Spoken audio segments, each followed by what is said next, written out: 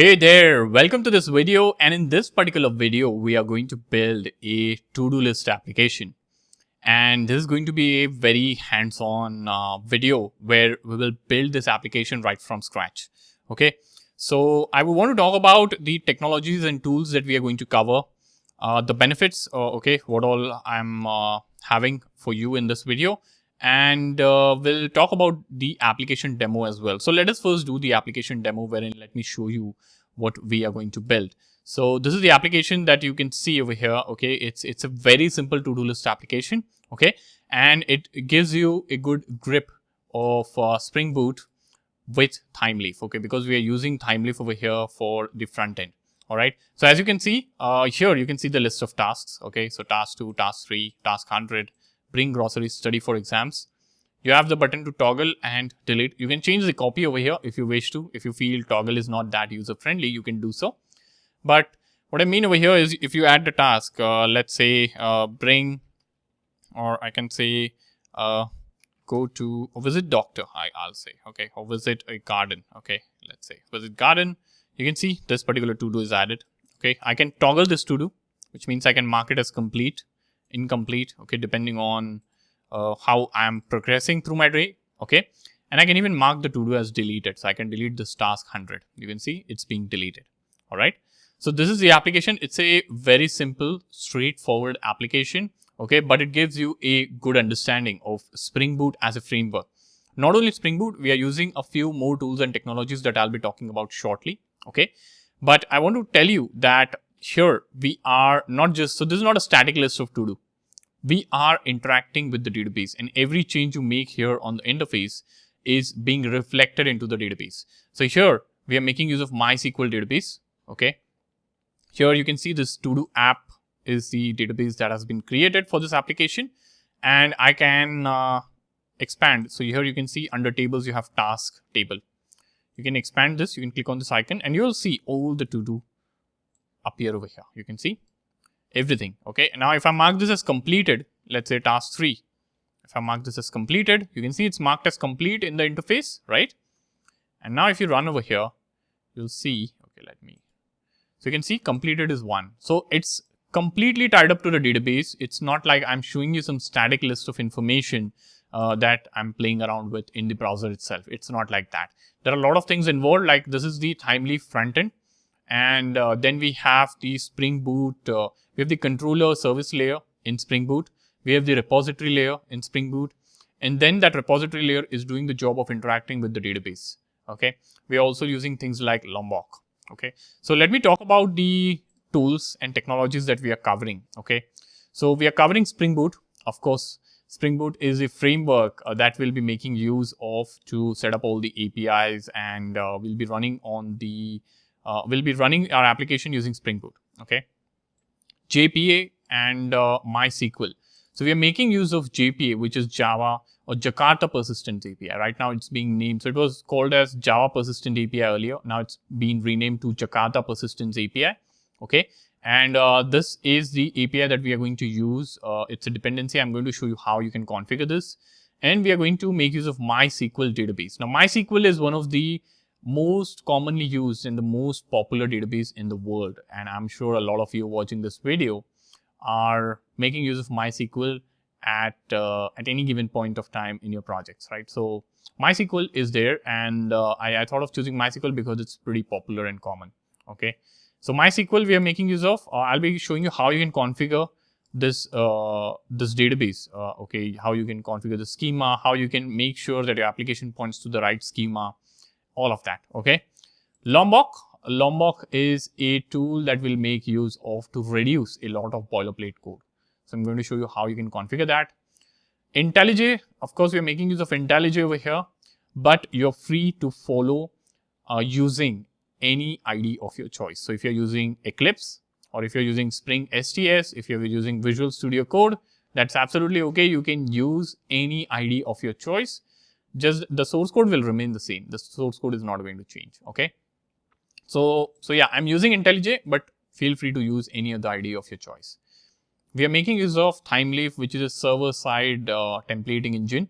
Okay, so that is something that we'll be making use of, and I'm making use of Bootstrap over here for styling our application. So the styling that you saw in the application demo is with the help of Bootstrap. So I'm going to show you how you can configure Bootstrap into your application and how you can get it work. Okay. Now, of course, there are timestamps in the description. So if you want to skip a particular part, or if you want to jump and see a particular section of the video, you can feel free to do so with the help of timestamps. They will be your guide. Okay. And yeah, goes without saying, all my lectures are hands-on, of course, right? So this lecture or this video is also going to be pretty hands-on and to the point, no fluff. Okay.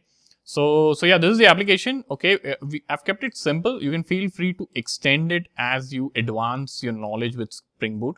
Okay, there are a lot of videos on Spring Boot that I have on this particular channel, and you can feel free to check them out. Okay, there is a lot of stuff out there on the channel, and this is just the beginning. We have a lot of projects coming in, so feel free to subscribe, like this video, and motivate me to bring in more such amazing free content for you all. Okay, because subscriptions and number of subscribers that I have, the like I get, the comments I get, they all impact my ability, and they also motivate me to bring in more such things on this platform, is what I would say. So yes, feel free to also comment below and let me know where you are joining in from and what would you like to learn next. Okay, so let's move forward without a further ado.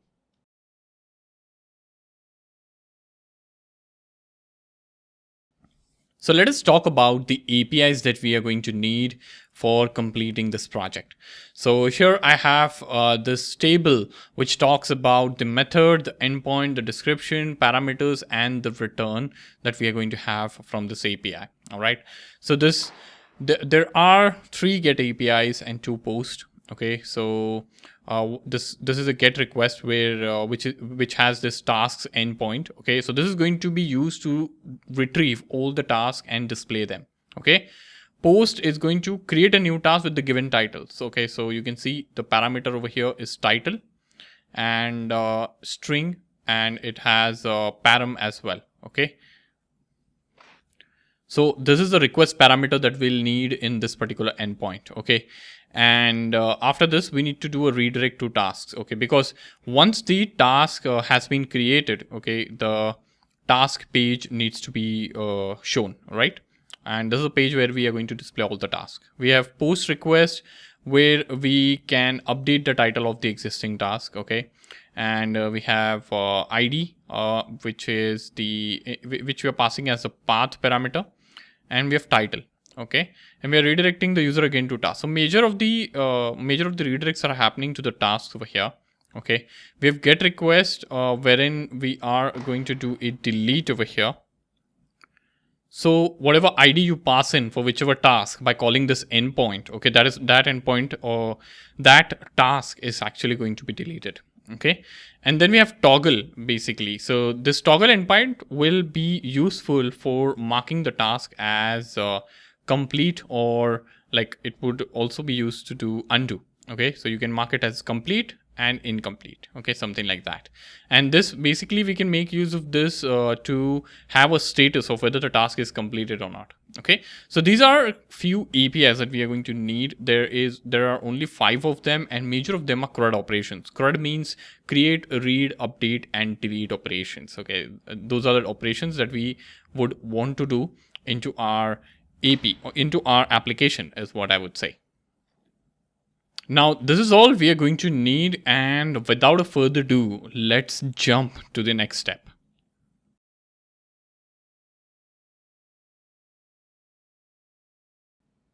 Now, what we need to do is we need to create a Spring Boot project. And before creating a Spring Boot project, we are going to head over to our favorite website, start.spring.io. All right. Now, on this website, I do have some options that I need to select and get my Spring Boot project up to speed. So first thing, I'm going to make use of Maven. Okay, you can choose whichever build tool you want. Java. I'm going to select the Spring Boot version without RC1 or snapshot tag over here. Okay, I'm going to mark the group name as com.todo, and I'll call this com.app, and I'll call this as artifact as Todo. Okay, Todo app, something like this. So you can put in your details depending on what you want to do. And I'll say Todo application for Spring Boot, something like that. Okay, using Spring Boot maybe, right? And I'll select jar over here. This is the package name that is auto-generated. And here I have the Java version. You can select 23, 21. I'll select 21 maybe, or you can even select 23 depending on which Java version you want to use. And now we need to select the dependencies that we need in our project. So first dependency is I'll select web over here. Okay, because it's going to be a web application. I'm going to select JPA because we want to persist data into a data storage, and we are going to make use of a database, MySQL. Okay, so I'm going to select JPA. Along with JPA, I need MySQL driver over here. So I'm going to add that driver as well. Okay, because if we need our application to interact with the MySQL database, we need to have the right drivers added. I'm going to add Lombok. Now, Lombok is a library that enables you to make use of annotations that can help you reduce boilerplate code. Okay, for example, if you want to generate getters, setters, you can just add getters and setters with the help of simple Lombok annotations. You don't need to add the boilerplate code into your app. So I'll add Lombok over here. And I don't think we are missing anything else. Okay, we have JPA. Okay, one thing we are missing is Thymeleaf. So if you want to make use of Thymeleaf into your application, okay, which is a modern server-side Java template engine. Okay, you can see over here.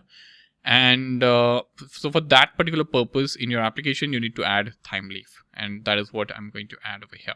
Okay, this is done. I don't think we need anything else apart from these. Okay, if we need anything else, you can of course come in and revisit this web page and head over to Explore.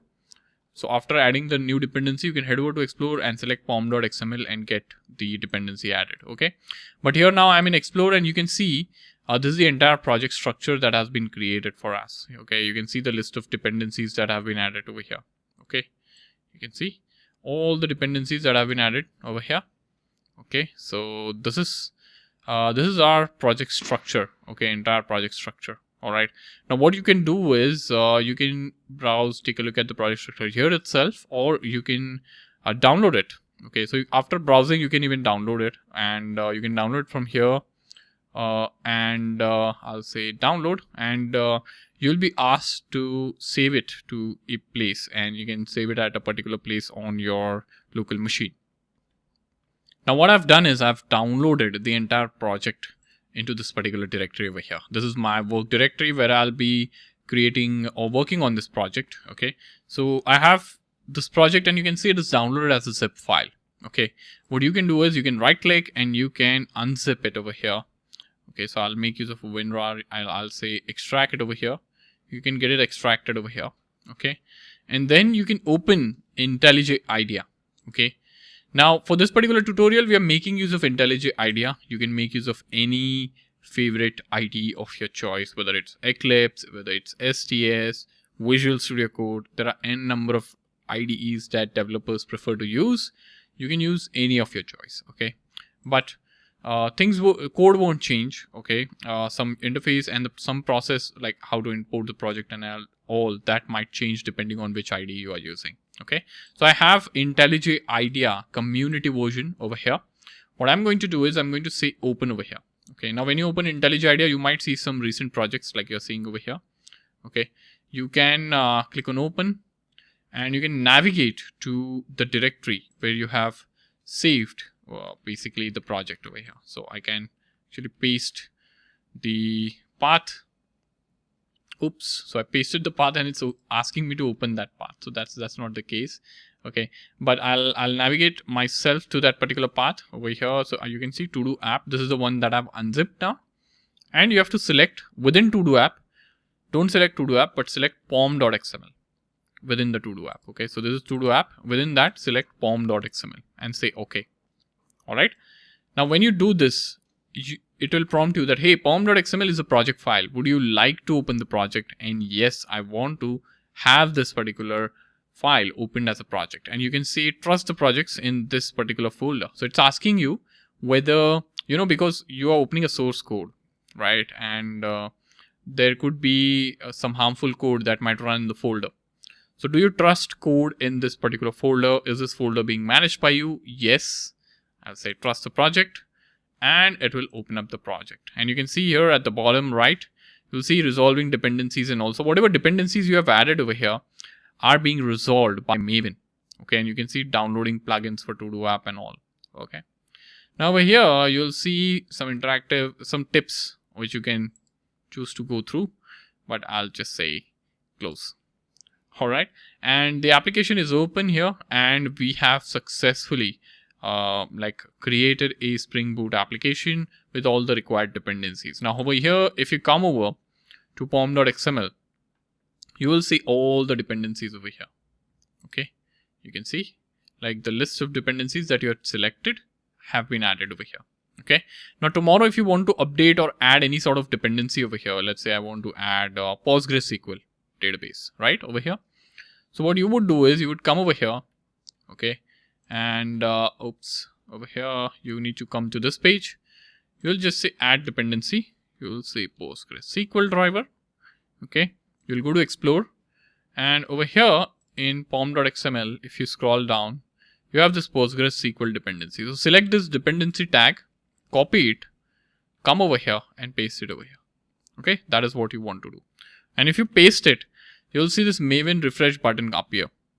Okay, so whenever you make any changes to the dependency file, this Maven refresh button appears, and you need to reload the Maven changes after making any changes to this file. So after making that, you will have all the external libraries being fetched in. So here, now you should see PostgreSQL driver added over here. Okay, you can see PostgreSQL. This is a part of your project under external libraries. Now, the moment I get rid of this PostgreSQL, I don't need it in my project, right? I'm using MySQL. If I do a Maven refresh, you'll see it being removed. Okay, it would be removed.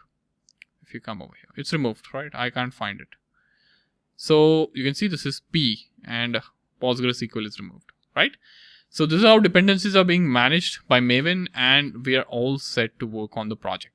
All right. I hope you have been able to successfully follow these steps and get your project up to speed.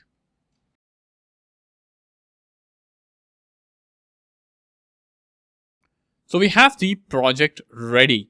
Okay. And now we need to do a little bit of configuration, which means we need to set up the database. So we are going to make use of MySQL database for this purpose. And I already have this MySQL workbench installed. And what we are going to do is we are going to connect to the local instance over here. So I have this saved connection wherein I can connect to the local instance. I'll open this up. And what we need over here is we need a schema, which is our database to which we'll connect. Okay. So I'll right click. I'll say create a schema, and I'll call the schema as Todo application or Todo app. I can say something like this. Okay. And I'll say apply over here. Okay, apply, and I'll say finish. Okay, now you can see over here, Todo app is created over here. You can see Todo app, right? You can see.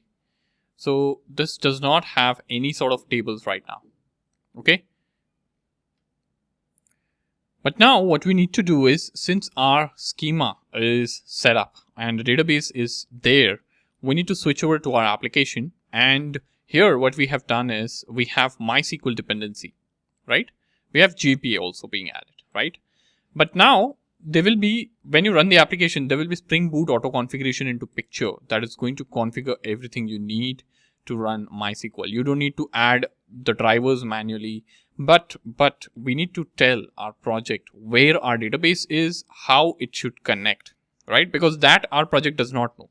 So understand this. This is a separate software, MySQL. Okay. We have told our application that you need to make use of MySQL, but our application does not know how it should connect to MySQL database. So we need to tell this to our application. Okay. So what we are going to do is here, there is a file in SRC. If you go to main resources, application properties, here you have a file which is application.properties, where you can specify some configuration parameters that you wish to have. All right. And we are going to add the database configuration here in this particular file. So there are few parameters, like I said. The first one being the data source URL, which means the URL where our database exists. So I'm going to say Spring data source dot URL over here. So this is a property that we need to mention in this exact format. And here you need to specify the protocol first, colon, which database, okay, which database meaning the type of database, colon, you need to specify the database URL, which means the entire URL of the database along with the port number, followed by the database name. Okay, so /db name. This is the syntax, or I should say this is the format in which this particular property accepts the data source. Okay, so this is the protocol. First of all, what is the protocol? Protocol is JDBC, right? Which is the database? It's MySQL, something like this, right? Then over here, what are you going to specify? You're going to specify the URL of your database along with the port number, right? So I'm going to say 2// localhost, localhost, colon 3306, okay? Then DB name. So what is the DB name? Okay, DB name is Todo app, I think that is what we set. Okay, now let me tell you one thing. How would you get this URL over here? Okay, how would you know where your database exists, right? So normally if you have MySQL installation on your local machine, this is the default URL, localhost, and 3306 is the default port. If you're still not sure, you can come over here, okay, and you can close the connection over here. Okay, and then over here in my connection, you can right click and say edit connection. And here you can see host name is localhost and port is 3306. If you test this, you will see it's successful, right? So localhost 3306. And if you connect, here you are going to see Todo-app is what we have created, Todo-app. Okay, so this is the database details. Okay, spring.datasource.username. Something like this. So this is root over here. Okay, source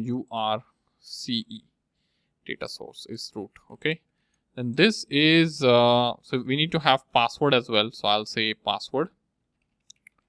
Okay, what is password? Password is, so this is my password. Okay, pretty simple. It's for my local database, not for production, but this is what I'm using. But if you want to make use of anything else, you can absolutely add that over here. Okay.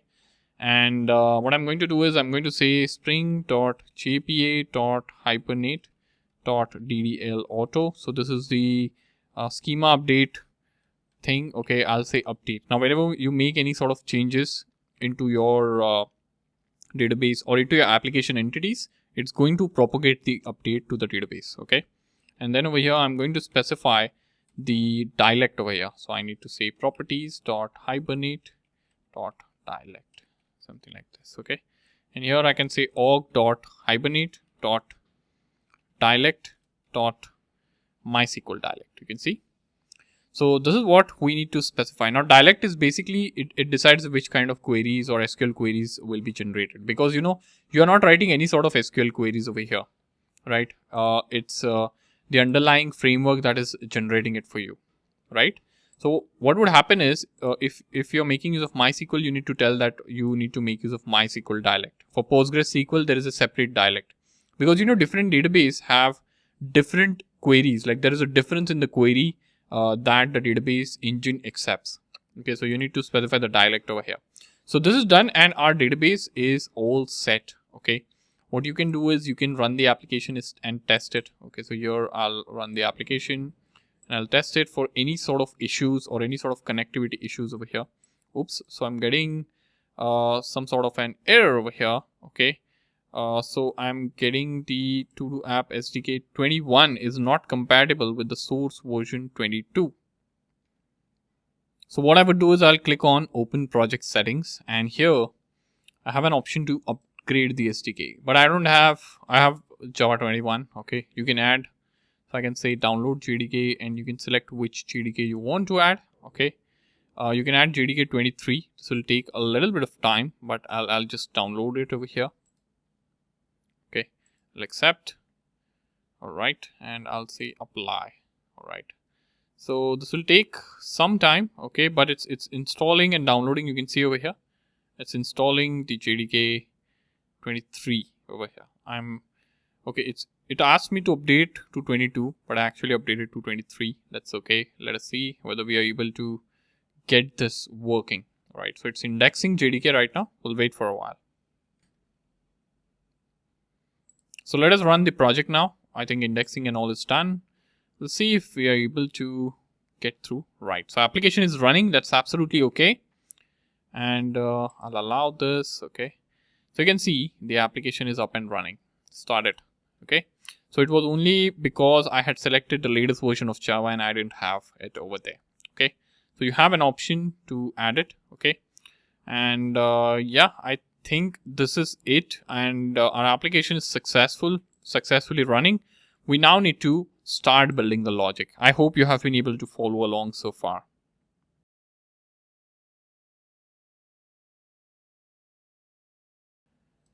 All right, so we have our application configured to work with database. And what I'm going to now do is I'm going to come over here and I'm going to create a couple of files over here. Okay. And these files would be repository files and the entity files. All right. So what I'm going to do is first thing, I'll go new, I'll say package. Okay. So I'm going to say repository. Okay, this is the package that is going to have all the repository files. Okay, though it's one, I'm still organizing it so that it's understood that you have to do in your projects. Okay, and here I'm going to have like one more package over here which can be like models. Okay, over here, something like that, or models. Okay, so now within models, we are going to have our entities. Okay, so I'm going to right click, I'm going to say new Java class, and I'm going to say this is going to be the entity that is going to represent a to-do. Okay, so I can call this as class over here. Okay, and I'll add this to version control. So now what we are going to do over here is, this is the class created. We need to define the structure of a task that we are going to have. Okay, now understand this. Okay, whatever you are defining over here, whatever fields you are defining over here, this entire class is being translated into a database table because we are making use of JPA. So this particular class is also going to be used in the application, and this class is also going to be translated into a table within the database that we have configured. Right. So since we have configured the JPA, okay, when we mark this particular class as the entity, what JPA is going to do is it is going to convert this into table, and the members it is going to have, those will become the columns. Okay, so let me show that to you. So here I'm going to say private, I'm going to say long, and I'll have ID first. So I'm going to create a very simple structure over here. We're going to have ID. We are going to have a title over here. Okay, something like this. And we are going to have a variable which is going to help us keep track whether the task is completed or not. Okay, so you can see these are the fields. So it's ID, it's title, and it's whether the task is completed or not. Okay, so this is it. And what we need to do is we need to make use of some annotations to make sure that this is being marked as a entity and translated into a database table and columns as well. Okay, so right now it's just a normal Java class. What I will do is I'll make use of @entity, which is coming in from Jakarta persistence package over here. Okay, and over here for ID, I'm going to mark this as ID over here, and this will have a generated value. So we don't want to generate the value for ID, right? ID normally is first to do will have 1, second to do will have 2, all of that. So we don't need to manage that. It has to be unique. So I'll let JPA do the rest. Okay, so I'm going to say strategy over here, and I'm going to say generation type. Okay, and I can select auto over here. All right, so this is done. Now with this annotation, JPA knows that this is a ID field, and also it has to auto generate this ID field. Okay, so we are all set. All right, now what we need to do, one more thing is we need some getters and setters. So one way is you manually create getters and setters. Okay, another way is you right click over here, you say generate, you say getter and setter, and you select all the fields and generate getter setters. Okay, but that will add a lot of boilerplate code. So what I will do is, we've configured Lombok, right? What Lombok does is it helps us reduce a lot of boilerplate code just by adding few annotations. So what I will do is here, I'll say getter. Sorry, not getter. I can say data over here. Okay, directly data annotation. Now, normally, if you want to make use of getters and setters, you would add @getters. Okay, you have getter over here, getter annotation. You have setter annotation, something like this. So you have all these annotations in Lombok, but I'm making use of data because it's a combination of multiple annotations. So if you come over to this project Lombok feature over here of @data, okay, it is a shortcut for toString equals hash code getters on all fields and setters on all non-final fields. Okay, and it also has this required args constructor annotation. Okay, so it is going to give you an annotation args constructor over here as well. Okay, so a constructor with all the arguments. So I've just specified it's just one annotation. So if I want to add all of this, I don't need to individually add these annotations. I've added one and the job is done. Okay, and here's the entire description of how it works. You can see you can make use of it this way.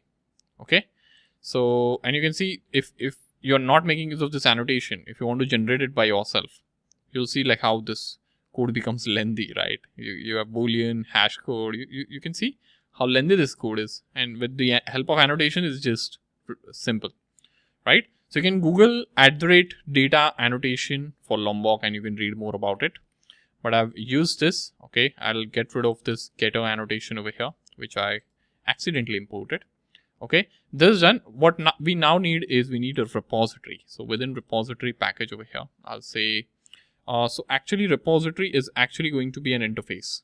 Okay, so I'll say a Java class, and over here I'll say task repository, and I'll select this type as an interface. Okay, and I'll make sure I add it to the version control, and over here I'll say extends JPA repository. Okay, we need to extend this interface as a type of this, and over here we need to say task, okay, comma, long over here. Okay, something like this. So JPA repository, this is going to give us some predefined methods. Okay, first of all, what is a repository? Okay, so repository is basically a class or an interface that connects your application to the database, allowing you to save, retrieve, update, and delete data. Okay, now think of it this way: whenever you have a database configured into your application, you would want to retrieve the data, right? Of course. What are the obvious operations that you would want to do? Retrieve the data, create the data, delete the data, and update the data, right? So it's basic CRUD: create, read, update, and delete, CRUD operations, right? So what JPA repository tells is, hey, you have database configured, you have entity configured. Now to interact with the database, I can give you some predefined methods, okay, like create, retrieve, update, and delete. Okay, you need to make use of this particular thing over here. Okay, this is an interface. You need to make use of this, and you need to specify the entity for which you need a repository along with the type of the primary key.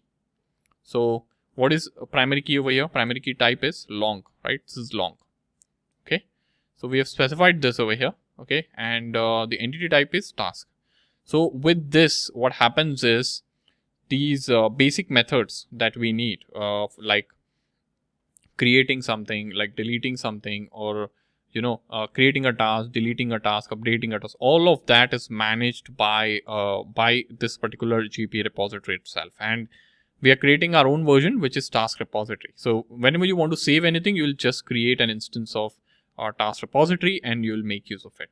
Okay, so this is done, and this is also created. All right, so what I'll do is I'll try running the project. Okay, right now I don't have any sort of tables over here. Okay, now I'm running the project. Okay, let us see what happens. Oops, so this failed. Let me see what happened over here, and let me scroll up. Okay, so here you will see, okay, so unable to open JDBC connection, access denied. So what happened is, the issue is I accidentally messed up with the password in application.properties file. Okay, and that's the reason why it threw an error that, hey, it's not able to connect. Now, one thing, Here you can see this pop-up Lombok requires enabled annotation processing. So be sure to enable annotation processing over here. Okay. And be sure to do that. Okay. Because if you don't do this, you might land in some sort of errors over here. Also, one more thing I would like to mention, since we are making use of Lombok, come over here to settings. Okay.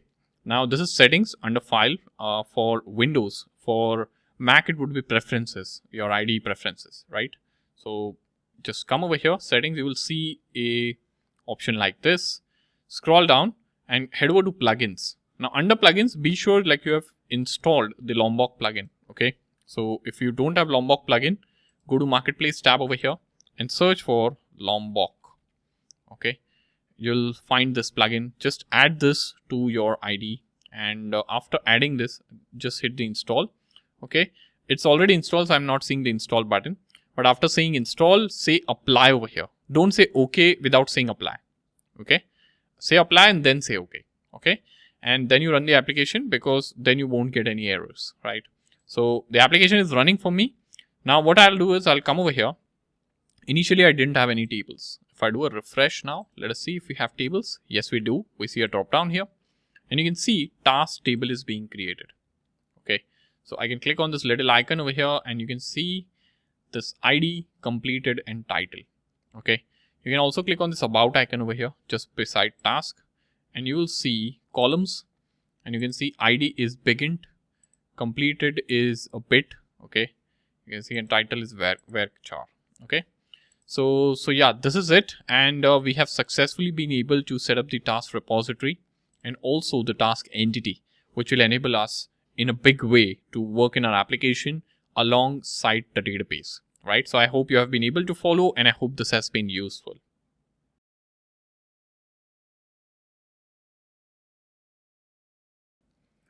So now it's time that we'll take a step forward with this application, and we have the repository and the entity set. So what I'm going to do is I'm going to create a new class over here. Okay, so I have the model, I have the repository. Okay, I'm going to say new, and I'm going to say a new Java class, and I'm going to create it in the controller package. Okay, so controller dot. So this is our controller, which will have all the endpoints and it will do the job of interfacing with the client. Okay, so I'll say controller and I'll say enter. Okay, so it's created in this package called com app todo app controller, right? And over here, we will be having all the endpoints like I said. And what we need to do is we need one more thing called as service layer. Okay, so I'll say Java class and I'll say, so I'll call this as services and I'll call this as todo service, something like this. Okay, so this is done. Okay, now inside the controller, so first thing, this is a service, right? So I'll mark this as service first. Okay, and this is the service annotation that we'll make use of so that Spring Boot knows that, hey, this is a service, and over here I'll mark this as controller. So this is going to be a controller. So I won't mark this as REST controller because we are not building a REST API, but I'll have this controller in place. Okay, so that Spring Boot knows that, hey, this is a controller which is going to make sure that all the endpoints are over here. Okay, now what I need to do is I need to have the dependency of task service into the task controller, because we are going to make use of service a lot, right? So I'll say private final task service. Okay, so this is okay, todo service. I'm calling it todo service actually. Okay, and this one is task controller. So let me rename this actually. So I will have to rename this. This is not a good name, so I should say task service. So it should be task service and oops. So it should be task service and it should be task controller only. Okay, so here I'll say task service, right? Something like this, and I'll press enter. So this will get refactored and I'll say task service over here. You can see public final task service, and I'll create an object of this. Okay, now so this is giving some sort of, this variable might not have been initialized, so I'll say add a constructor parameter. Okay, so this is constructor injection, wherein Spring framework will make sure that this dependency is injected into this class during the runtime. Okay, and it will be able to do so because we are marking it as service. Okay, if you forget this, it's not going to work, right? Now this is done. What I will do is I will have our first mapping created. So we are going to create a mapping which will help us fetch all the tasks from our application. Okay, so what I will do is I'll say public over here. I'll say string. I'll say get tasks. Okay, and over here, what I need is I will be making use of, so I'll be returning a string. Now inside this method, what I'm going to do is I'm going to say list of tasks. Okay, so I'm going to need the list of tasks over here. Okay, and I'll call this as tasks. Okay, so I need to import this as well. Okay, and over here I need a way to get the task. Okay, so I'll say task service. So normally this service layer will have all the logic of fetching the data and managing it, right? So all the business logic resides in service. The controller is just doing the job of intercepting the request, right? So here I'll say task service dot get all tasks. So this method does not exist yet. Okay, we need to define it, and we'll define it. Okay, now I'll say return, and here understand this. So we are working with Thymeleaf, right? Or the interface that we have that a user is going to interact with is Thymeleaf. Now, whenever you're working with a Thymeleaf template, okay, what you need to do is if a user is accessing this controller URL, like whichever URL this controller is mapped to, or this controller method is mapped to, you need to return the name of the template, the name of the Thymeleaf template that you want to render. Okay, this is nothing but the HTML page that we'll be creating, and we'll be doing it shortly. So what I will say is my template name is tasks over here, and I need to return it as a string. So what would happen is, since we are returning tasks, this is going to look out for tasks.html, okay, under resources templates. Okay, we don't have this defined yet, so we are not going to test this, but this is how it is going to work. Okay, also this template should have access to the list of all the tasks, right? Because we want to display this task into the interface or into the UI, right? So how are we going to pass this? We need a model over here. So I'm going to say model.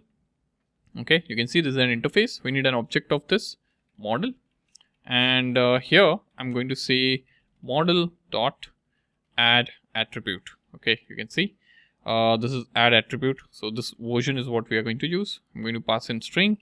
I'm going to say tasks, comma, and I'm going to say tasks, something like this. Okay, so this is how it's going to be passed in, and whatever you add over here, whatever attribute you add over here, is going to be made available with this name. Okay, so whatever name you mention over here. All right, so this is done. We need to also add this as get mapping. Okay, and I'll scroll up, and here I'll add a request mapping over here, request mapping, and I'll say this is tasks. Okay, so if you don't want to have a URL like this, okay, if you don't want your application to be mapped to /tasks, you can comment this out. It will be available on the root URL of localhost. Okay, so I'm just commenting this in case if you wish to use this. All right, so this is done. Okay, this mapping is done. Now what we need to do is I'll have to create this method, right? So I'll say create this method. Okay, get all tasks. It is not returning all the tasks right now. Okay, but it will shortly do it. Now how does the task get returned, like all the tasks? So we need to fetch the task from the database. How do we fetch the task from the database? Do we need to write SQL queries? Absolutely not. We have repository, which if you remember, we have created, and this will do the job of interfacing with the database. So it has the ready-made methods for CRUD operations. So what I will do over here is I will get access to task repository, right? So I'll say private final task repository, something like this. And it will give me an error. You need to add a constructor parameter. I did that. Okay, this is done. And now over here, I'll say return task repository dot, you can see find all over here. Now this is going to return the list of all the tasks. So this is the return type that is going to have. Now remember, this find all method is not something that we have defined. It is readily available. Okay, so there are lots of methods that are readily available. If you do a dot over here, you'll see find all by ID. You can pass in some sort of ID and get a particular task as well. Okay, you can save things. There are lots of methods. Okay, but we are making use of find all over here. Okay, and the error is gone. You can see over here, right? So this is working absolutely fine. So we have the mapping set over here, okay, for getting the list of all the tasks, okay? And this actually needs a Thymeleaf template to be set up, which we don't have set up right now, okay? But I hope you have the understanding of how get task is going to function, all right? So I hope this is useful so far.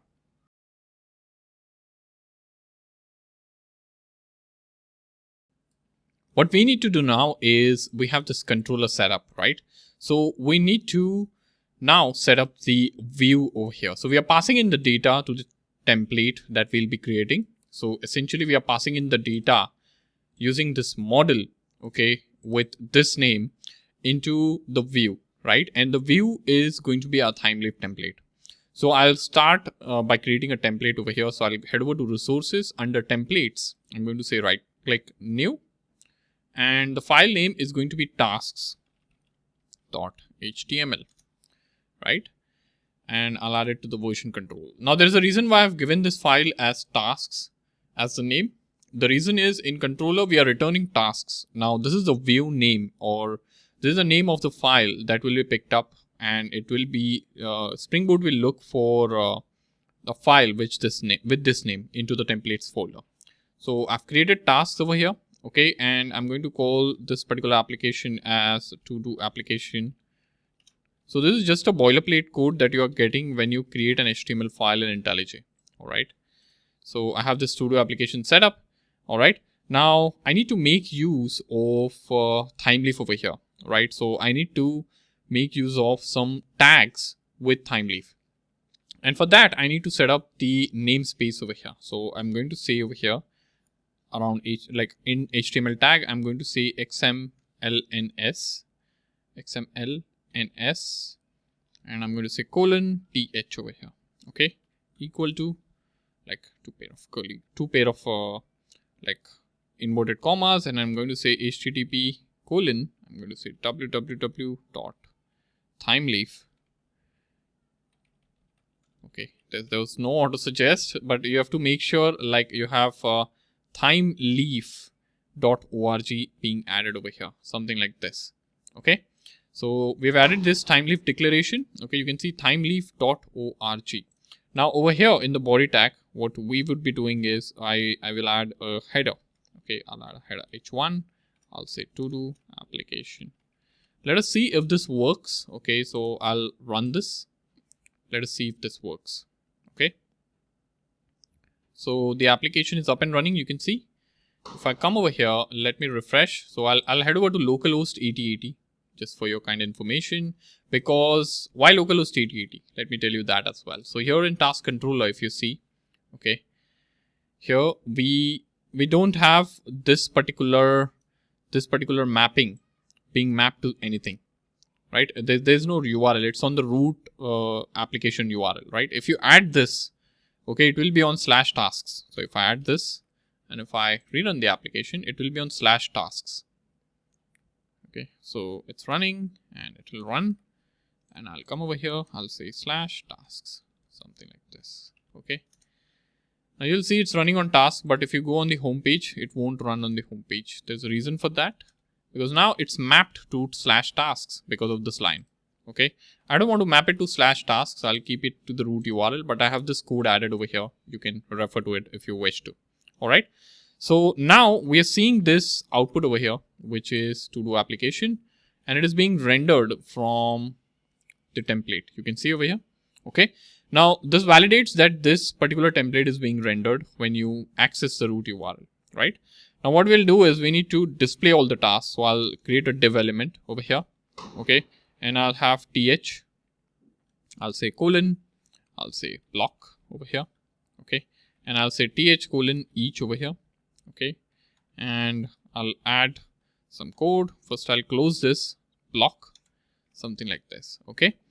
So th each, so this line of code will help us iterate through every task that we have, okay. Now let me tell you one thing, how do we get access to every task? So the answer lies in the controller. We are already having access because we are passing in this particular task, like list of tasks with this attribute tasks, right? So I'll come over here, I'll say tasks, okay, and th.task. So I'll say task because this is a variable name which I want to use for iteration. I'll say dollar and I'll say tasks, something like this, okay. So this tasks is coming from controller. I'm saying get the value of tasks and help me iterate with this name over here. So this task variable, so every task will be over here for every iteration, okay. So this task variable will have every task for each iteration, okay. And what I will do over here is I'll add another div over here, okay, and over here I'll add a span, something like this.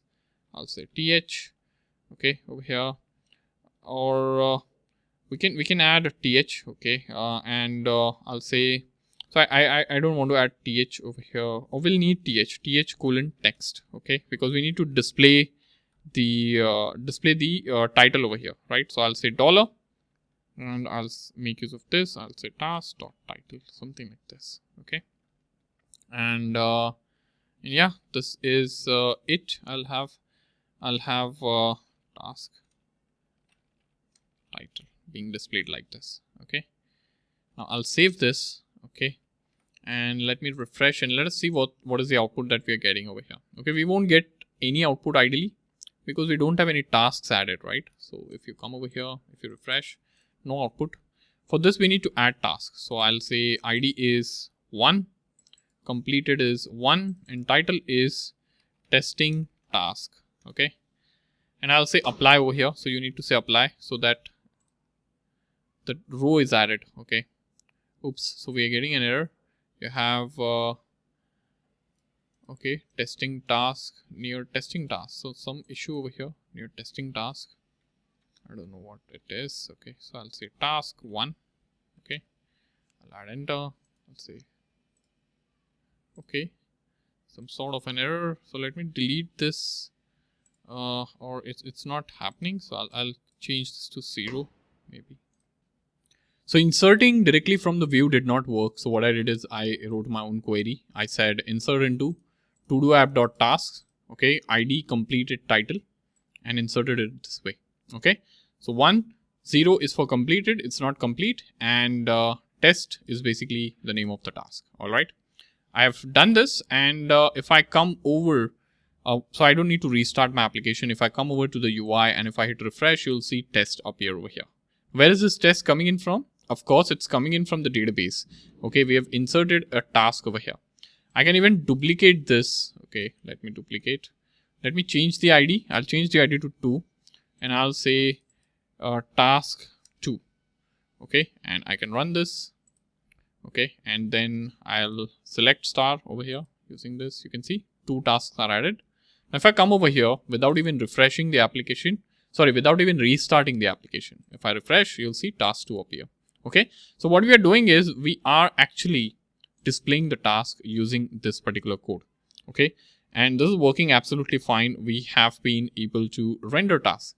Of course, this is not looking as beautiful as it should be, but don't worry about that. All right, we are just learning things. We are just setting up things, and the goal is basically to know how you can access the tasks or any sort of data that is being passed in from the controller to the template. Okay, and you have an understanding now as to this is how you should. Okay, so here we are actually iterating through the task over here, the list of tasks, and for every task, this task object is being made available, which you are accessing inside over here. So this is like a for loop. It iterates on it. Okay, and in this iteration for this task title, we are saying th.text is equal to task.title. Okay, and whatever is there over here is being displayed in this span. All right, so you see that happening over here, right? So I hope this is helpful, and I hope you have been able to follow along as to how you can set up the Thymeleaf template. Of course, this is not looking good. We will upgrade.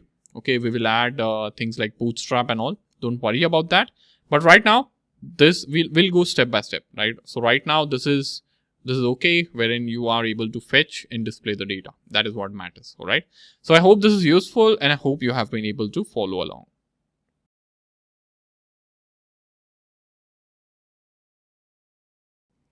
So every time we are making use of our application, it's not practical that we switch over to the database to add a new to-do, right? So it's best we have an interface over here which will allow us to add to-do into our application. And that's what we are going to build. So what I'm going to do is I'm going to add another endpoint and the functionality that we need to set up a new to-do in our application. All right. So what I'm going to do is I'm going to directly duplicate this over here. Of course, it's a get mapping, but I'm going to change this to post mapping because we are creating something into the database, right? So this is going to be a post request. Now, instead of get task, I'm going to say create task. Okay, this is going to be singular, create task over here. Okay, and the parameters would change a bit. Okay, so I'm going to need the title of the task over here. And how am I going to accept? So I'm going to accept this as a request parameter. Okay. We'll understand shortly as to how you can pass in the request parameter into a API call from Thymeleaf. We'll do that. Okay. But over here, we don't need, so we don't need this. Okay.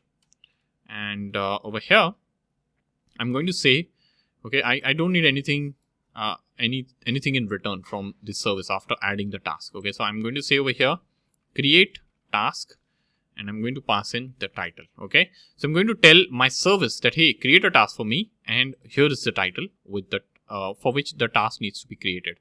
I'll create a method over here.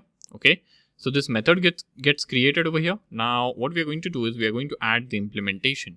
So we have title.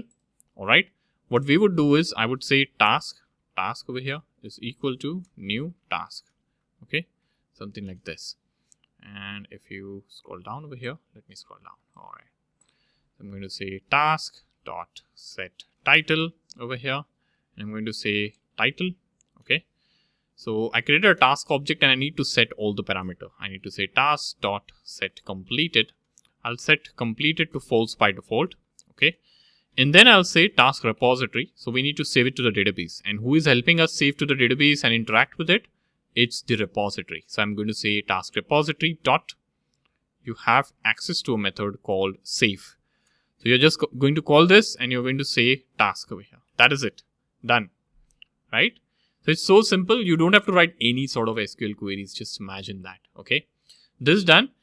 Now, one more thing I need to do over here is once the task is created, okay, I need to make sure that the task list is refreshed. How would you do this? So you will say over here, redirect, okay, and I'll say :/, okay, but /task is not the URL, okay, so my URL is the root URL. So I'll say redirect : /, okay, so he will be redirected to the root URL of the application. Okay, now over here, okay, what we need to do is we need to set up a very simple form over here which will allow the user to give the name of the task, and once he submits it, okay, the data gets submitted and you receive the detail onto the front end. Okay, so what I'm going to do is under dev over here, inside dev, I'm going to add a form tag, something like this. Oops, form tag, like so. Okay, so form is going to help us do the magic. I'm going to set the form action to that of / over here because that is where we need to send the data. I'll say method. So here is where we need to say the method is post. So whatever data we have via this form is being posted onto this URL as a post request. Okay. And why this URL? Because this is a URL where we have this post mapping, which is accepting the task as the request parameter. Okay. So come over here. Within this form, what we are going to do is we are going to have an input. I'm going to say input. Okay. We can have input being grouped into a div. Okay. So I'll say input over here. Something like this. I'll say type. What is type of input? It's text. Fair enough. Okay.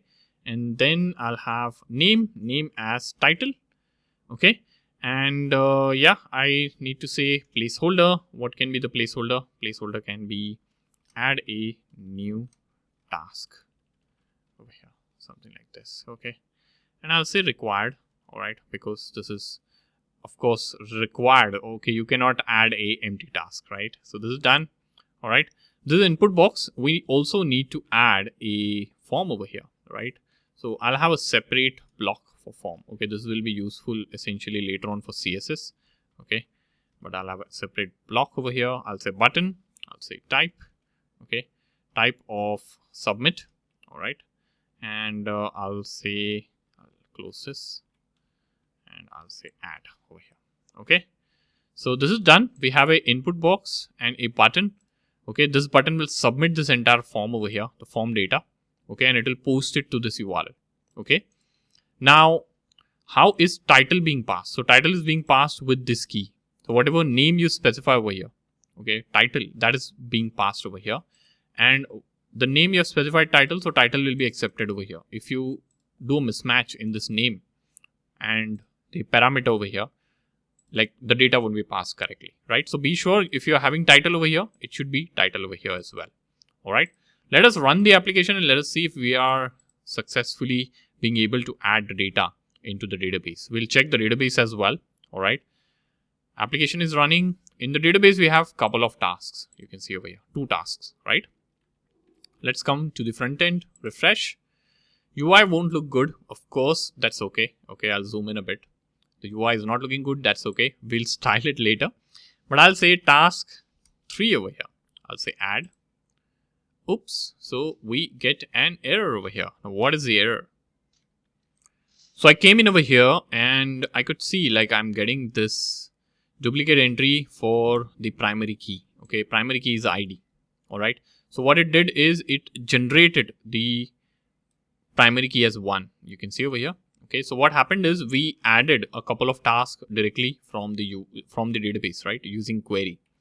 And for Spring Boot, okay, what it did is the application generated its first key. Since we are trying to insert it for the first time, the key is 1, right? So it did not allow to insert because, you know, the to do with key 1 already exists. So what I will do is I'll quickly clear this database. Okay, I'll say delete from, and I'll take this. Okay, this is a query, right? To do app is my database name .task. Okay, I'll select this. I'll run this. Okay, oops, it's, let me select star. Let us see. Okay, it's deleted. All right, and now if I come over here, okay, let me hit refresh. Oops, cancel. So I'll just refresh the URL. You see no task over here. I'll say task 1. I'll say add. You can see task 1 got added. Okay, task 2, add. Task 2 got added. Okay, task 3, add. You can see task 3 got added. If you come over to the database, let us select star. You can see 2, 3, 4 being added. Okay, so these are 3 tasks that have been added. Okay, so 1 was not successful, the one with ID 1. So it incremented to 2, 3, and 4. Okay, that's absolutely okay. So we have 3 tasks now with 3 distinct IDs. All right, I hope you are able to follow along, and I hope you are enjoying this. Okay, slowly we are building up on this, and I hope this is looking good. Okay, so if you scroll down now, there are no errors at the bottom. Okay, so if you clear this, there are no errors. All right, so I hope you have been able to follow along, and I hope you have understood as to how you can add the ability in your application to create some data using a post request right from Thymeleaf template to that of Spring Boot to that of database, right? So data is flowing right now from the template, which is the view. It goes to the controller, it goes to the data layer, it goes into the database. Okay, so it's a long journey. All right, so yeah, that's about this thing, and I hope this was valuable. If you're enjoying this course so far, then you should also check out our complete full stack development mastery roadmap, the details of which are given in the description below. It comprises of multiple courses that you would have access to. Also, you'll find these details on the website as well. All right, the website is embarkx.com, and I would highly encourage you all to check this out to become a pro developer.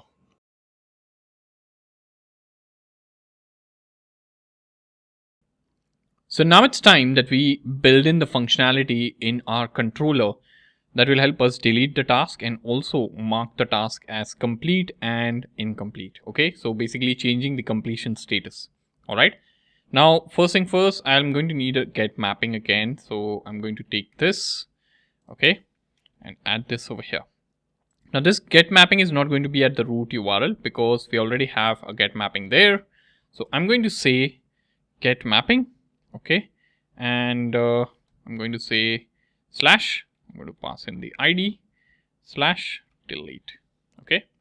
So why this? Because we need the ID for the task which we want to delete, right? So if you want to delete the task with ID 1, we need to pass in 1 over here with slash delete, right?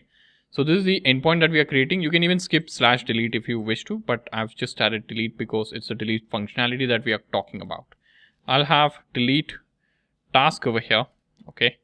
And instead of model over here, I'm going to add in path variable, okay? Now why path variable? Because we are accepting something in the path itself of the URL. So I'm going to say path variable long ID, okay?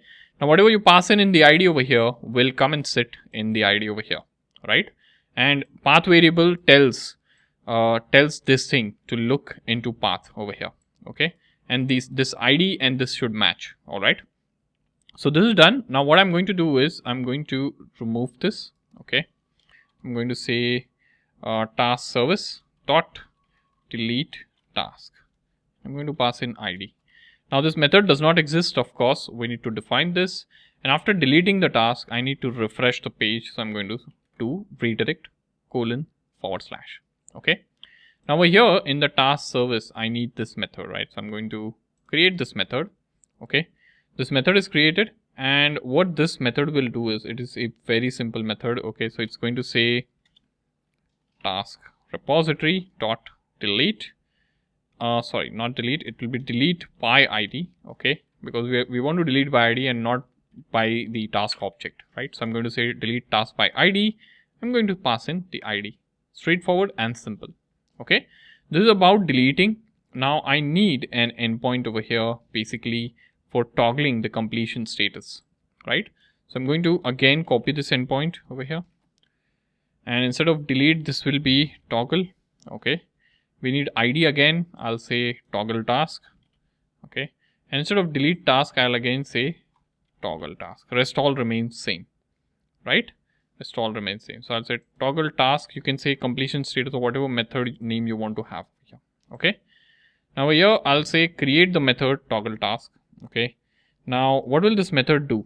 Okay, so first thing, this method will find the task by ID, okay. It will get the task by ID from the database and it will update the completion status. It will reverse the completion status.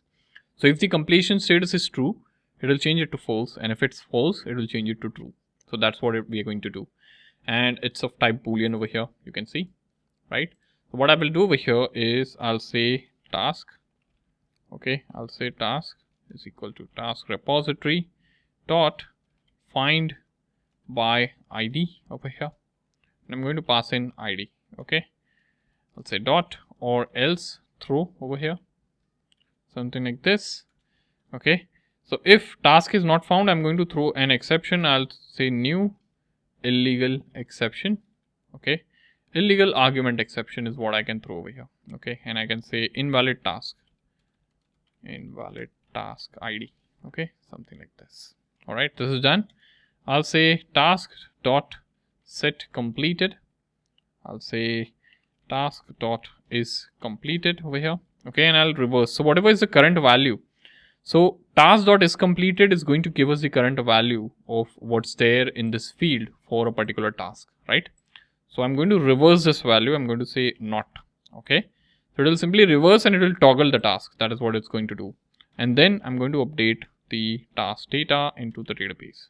I'm going to say task repository dot save task, something like this, okay.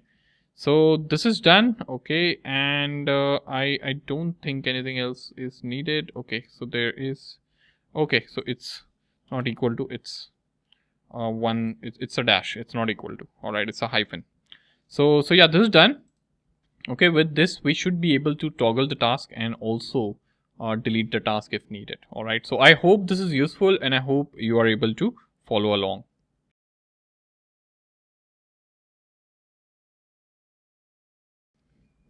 So we have a good backend setup right now, okay. We can do like creation, getting of all the tasks, deletion, and toggling of tasks, okay.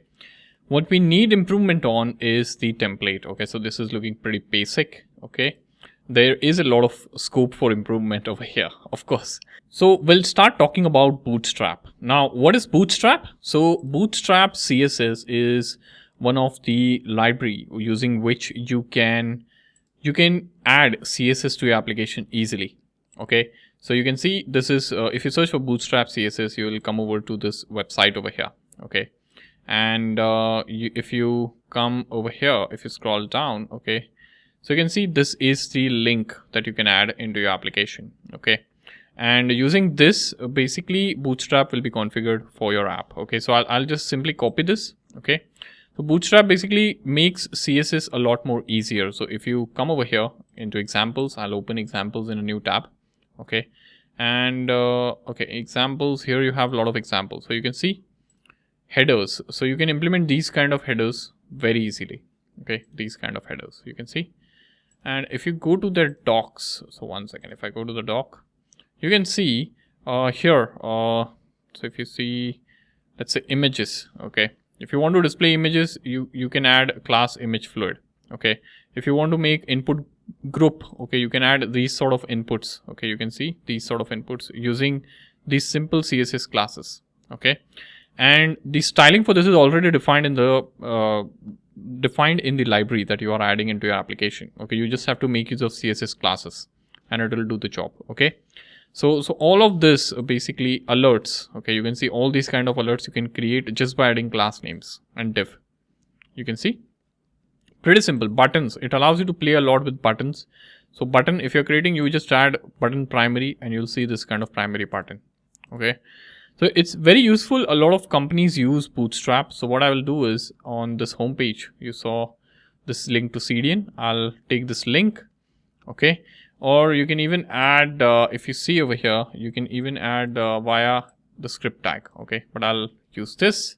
I'll come over to my application. I'll go to task.html and here in the head tag, okay, I'll just paste this, whatever I copied. Okay, so this is done. I'll restart the server essentially. Let us see what happens. Okay, so with restarting, I've just added a link, nothing else, right? So here if you come and if you refresh, let us see, you can see some changes. Okay, because it brought in some default CSS. All right, and you can play around with the CSS now. Okay, so we'll start working with it. Okay, and here in the layout, if you go, there is layout called container and all. Okay, so okay, I'll directly show you as to how it works. Okay, so let me head over here. So here I'll start adding some CSS. Okay, so here you can see this first div over here inside body. Okay, so I'll say div class, oops, and I'll say empty -5 and I'll say text as center. Okay, something like this. Okay, so yeah, this is going to add some bit of styling.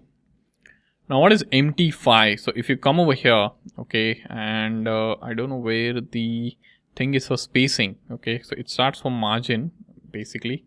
So if I search for spacing, okay, no. If I search for margin, no. So let me search for margin. Okay, so here you can see notation, margin and padding. So if you go over here under spacing, all right, here you can see empty. So I'll just zoom in a bit. Okay, so margin, so M over here and T. So M is margin, T is top. So if you say empty, it says margin top, and if I say 5, you can see 5 over here, it adds the margin of 5. Okay, so that is how it works. You can see MX Auto. Okay, so that's how it works. So I've added some margin over here, and I'm saying that the text should be sent over here. Okay, I'll quickly move this inside the div. Okay, we don't need it to be outside. Okay, and I'll bring it over here. Okay, we have form. Okay, and over here I'll add some classes. I'll say class. Okay, and I'll say row, and I'll say margin top as 3. Okay, this is done, and over here I'll add a class. So I'm just adding some Bootstrap CSS, call MD and 10 over here. Okay, this is done, and for this input I'll add class as I'll add class as form control, and I'll say form control LG, something like this. Okay, let us see the impact of this over here yet. Okay, so I need to restart the server. Okay, that's absolutely okay. I'll do some restarting.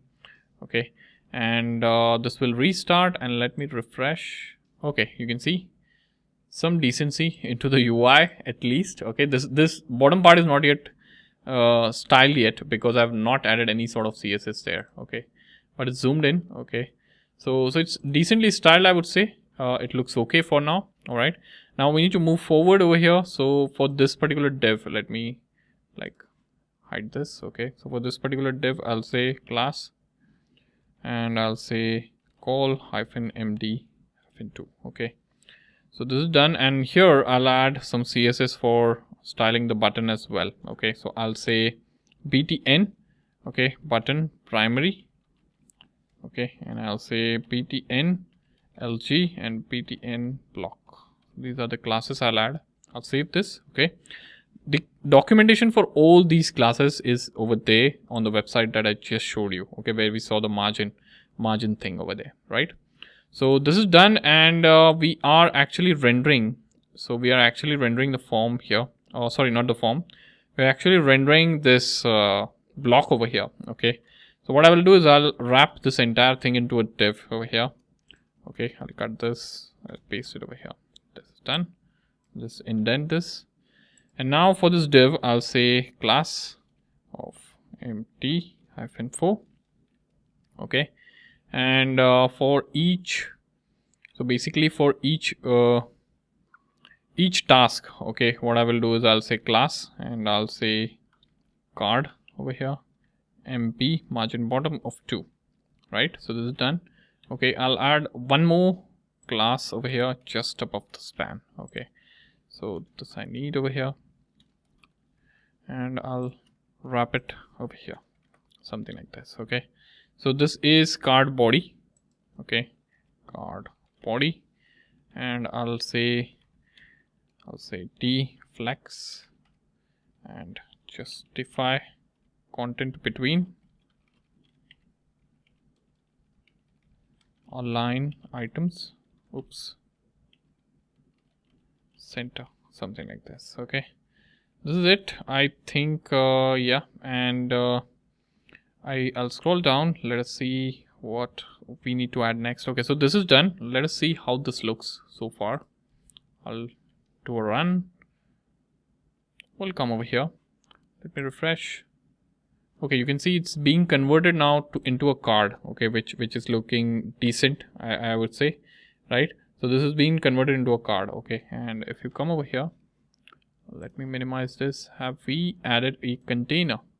Okay, so we have not added a container yet. All right, so I've added this text center above Todo application. Okay, so let me get rid of this. Okay, I'll get rid of this, and I'll say class as container. Okay, and I'll add that CSS over here.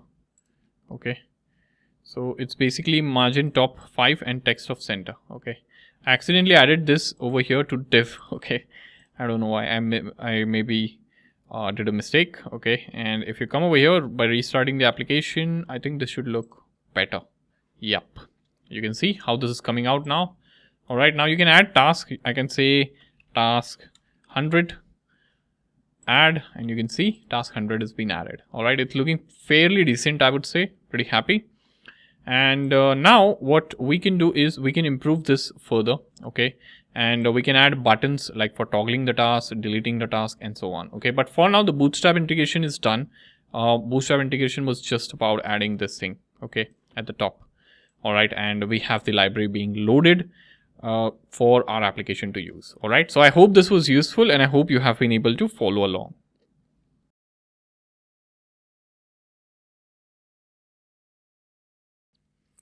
So this is our application, but there are a couple of functionalities missing in the interface, which is the delete functionality and a way for a user to mark a task as complete. Okay, so what we will do is here in our application, we'll add two buttons here on the right hand side in every row, which is toggle and or toggle, or you can call it mark as complete, and a delete button.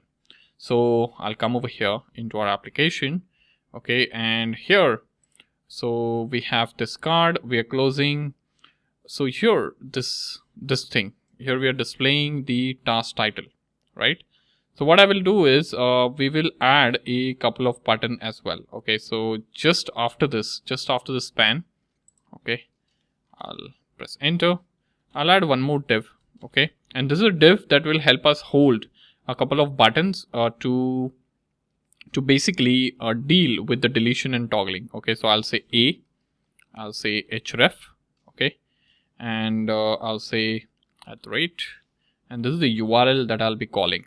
Okay, now over here I'll say class. Okay, I need to add classes as well. Okay, but I'll keep it like that for now, and I'll call this as toggle, something like this. Okay, let me add classes in fact. So I'll say btn and btn outline hyphen secondary, okay, and btn hyphen sm. Okay, these are all the CSS for buttons. Okay, now what we need to do over here, okay, what URL,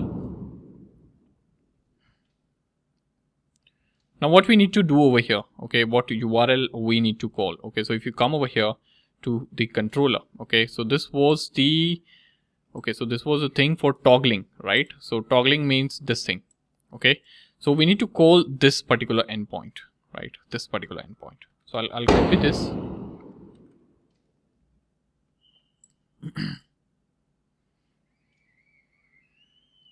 Now what do we need to do over here?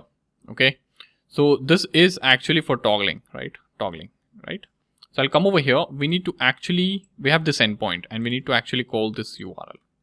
So I'll copy this. I'll come over here. I'll paste this. Okay, something like this. Now here we need an ID, right? We need an ID. So what should be the ID, right? So ID will be, so I'll say a round bracket over here. Okay, I'll say ID is equal to, okay, I'll add two curly braces. I'll say task.id. Okay, so this way the ID will be passed into this particular placeholder and it will be converted into a URL call. Okay, so let us test this. I'll run this. Okay, let us see how this works. Okay, and oops, one thing, I opened this curly brace, I closed this curly brace, and this entire thing actually is also a curly brace. One second, I'm missing a curly brace. Okay, so this entire thing is also a curly brace, right? So that also needs to be closed. I'm not closing that, so of course I'm bound to get errors. So this is one curly brace that is opening and closing. This is the round bracket. Okay, and this will go away over here. Okay, and then this is the other curly brace. Okay, so I'll save this. I'll rerun the application. Let us see how this works. Okay, and it's running, and let me refresh. Okay, you can see toggle button. If I toggle, oops, so I don't see. Okay, so this did not work clearly. You can see this got passed in this way. Okay, which is not right actually. Let me come over here. What's wrong? I'm doing something wrong. Okay, so this is href. This should be th. Okay, we are making use of Thymeleaf tags over here. Okay, Thymeleaf is the template engine. So that's a mistake I did. Let me refresh or restart actually. Okay, I'll come over here and I'll head over to 8080 and let me refresh. Oops, so this broke. Let me see what's wrong over here. Okay, thref, and let me scroll up. Something is wrong. Okay, so I got an error wherein it was not able to pass this. Okay, but I saved again and I restarted the server and it worked. I don't know, maybe some issue with saving the file. Okay, and let me test this now. If I refresh, okay, oops, so it's still giving an error. So it's giving an error on rendering basically. It's not giving an error on the server start. Okay, and there is a problem. Let me debug this. So the error is basically, if you scroll up here, you need to add $. Okay, because it needs to identify this as a variable. So I missed a $. Over here and that's why I'm getting this error. So be sure to follow the syntax as is, because it's going to throw all sorts of errors. Okay, so if you come over here, if you refresh, it should work fine. Okay, let me toggle this first task. Okay, if you go to the database, task 1 is toggled. You should see completed marked as 1. Okay, it's not being rendered into the UI yet. Okay, we need to handle that. Okay, so if the task is marked as completed, then in that case the task should be strike through, something like that. Okay, so here what I will do is I'll say for this particular span over here, I'll say th::class append over here. Okay, and I'll say $task.completed, something like this. If it is completed, then I can say, I can make use of ternary operator basically. So if it's completed, I'll say text hyphen strike through. So this is the CSS that I'm applying. Okay, this is what I'm doing, and I'll close the single quote over here. Okay, now what is text strike through? So I can like define this custom CSS over here, over and above Bootstrap. Okay, so I'll scroll up, I'll come over here. Okay, and maybe go over here. I can say style. Okay, you can even use some style from Bootstrap. Okay, to display the strike through over here. I'll say text strike through over here, something like this, and I can say text decoration, text hyphen decoration colon line hyphen through. Okay, this is it, and color will be gray, something like this. Okay, so this will manage this. Let us see if we are able to get this working. Okay, so I'll close this curly brace as well. Okay, and let me run this. Let us see if this is enough. Okay, so it works fine, it runs. Let me refresh. You can see task is strike through because it's marked as completed. Okay, so you can toggle, and you can, if you click again, it will be marked as incomplete or not complete. Okay, whatever you want to. Okay, now what we can do is we can replicate the same logic for delete as well. It's not that difficult. If you come scroll down here, I'll copy this entire button until this part, and I'll come over here. Okay, and over here I'll paste. Okay, so this is it, and instead of id/toggle, I'll say id/delete, because the delete endpoint is different, toggle endpoint is different. Yeah, rest all remains same. So you can see structure for both is same, right? So rest all remains same, right? And over here, instead of so I'll change CSS classes. I'll say button outline, instead of secondary I'll say danger. Okay, danger button, and I'll say delete over here. Oops, so I'll say delete. Okay, let us see if we are able to get this working. Okay, it should work without any issues. Okay, but still let's check. Okay, let me refresh. You can see the delete button being added. Okay, and if I say delete, you can see it being deleted. Okay, you can toggle, you can delete, you can play around with it. Okay, so yeah, this is working fine, and you can play around with the design if you wish to. Another thing is, I noticed that the button is different in size, so I'll come over here. Okay, probably I'll add a class over here for delete. I'll say ptm, I'll say sm, and I'll say ml-2. Okay, margin left 2. Okay, so I'll run this. Let us see how this works. This should work fine because we've just added CSS classes. If you refresh, you can see this is looking okay now, right? So yeah, this is our Todo application, right? And I hope you are able to get this working. I can add any sort of Todo. I can say bring groceries. Okay, something like this. I can enter and it will get added. Okay, I can again say study for exams, enter, get it added. If you come over here, if you do select star, you'll see the to-dos being added. You can see.